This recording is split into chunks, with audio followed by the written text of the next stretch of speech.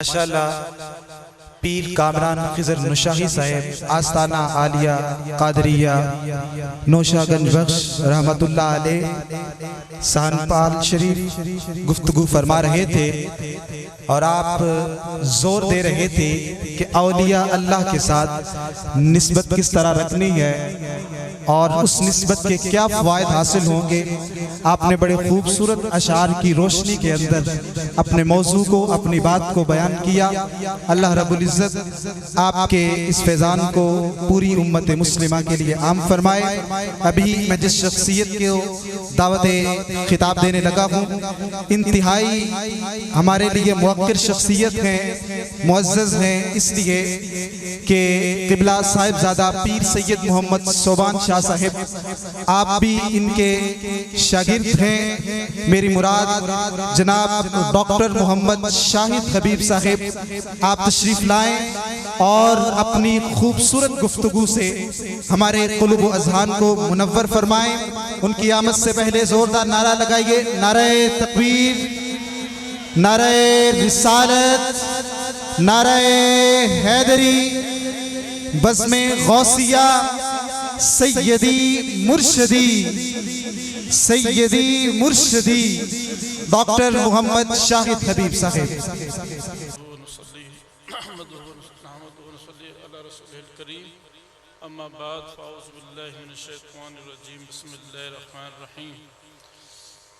अहबाब जी वक़ार, मुझसे पहले बहुत से PhD डॉक्टर हजरात और मुफ्ती हजरात और उलमा हजरात ने ख़ासकर जो आज का मौजू है तसव्वुफ़ सेमिनार, इस पे रोशनी डाली और बहुत सी मुफीद बातें मुझे और आपको उनसे आगाही हुई। लेकिन मैं इस रिवायत से हटकर जो पहले गुफ्तगू होती रही चंद बातें आपके सामने पेश करूँगा कि तकारीर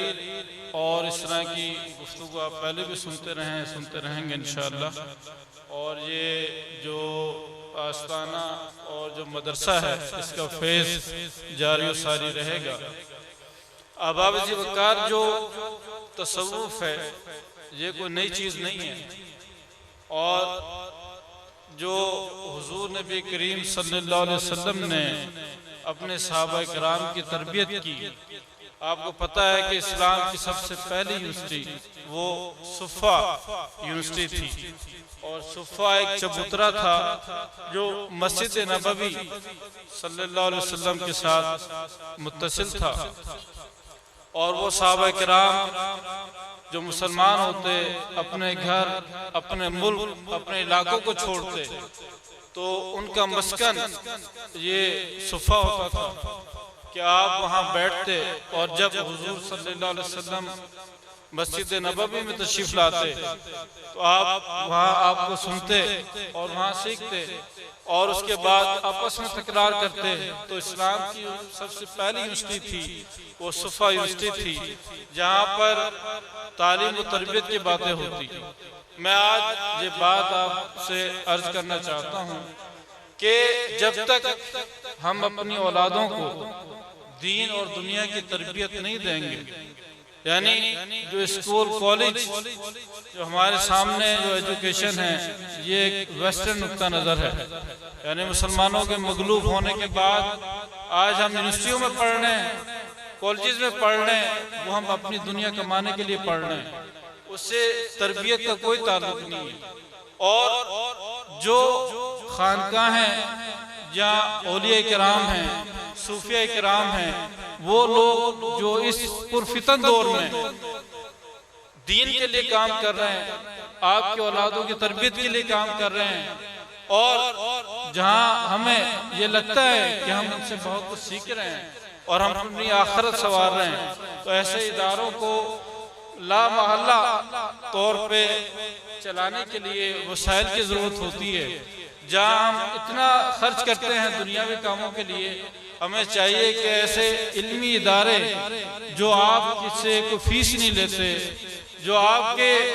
औलादों को पढ़ा रहे हैं और जो दीन दुनिया के लिए आप जहाँ इतना खर्च करते हैं, आपको चाहिए कि ऐसे इदारों को मजबूत करें और जो सदका खैरात आप देते हैं वो बढ़ चढ़ के इन इदारों को दिया करें, ताकि ये ज़्यादा से ज़्यादा एजुकेशन प्रोग्राम आपकी औलादों के लिए ला सकें। और ज़ाहिर है इस महंगाई के दौर में कोई भी इदारा बगैर वसाइल के नहीं चल सकता, तो लिहाजा ऐसे इदारे जो दीन दुनिया का काम कर रहे हैं और आपसे कोई फीस भी नहीं लेते, आपको चाहिए कि वहाँ ज़्यादा से ज़्यादा उनको मजबूत करें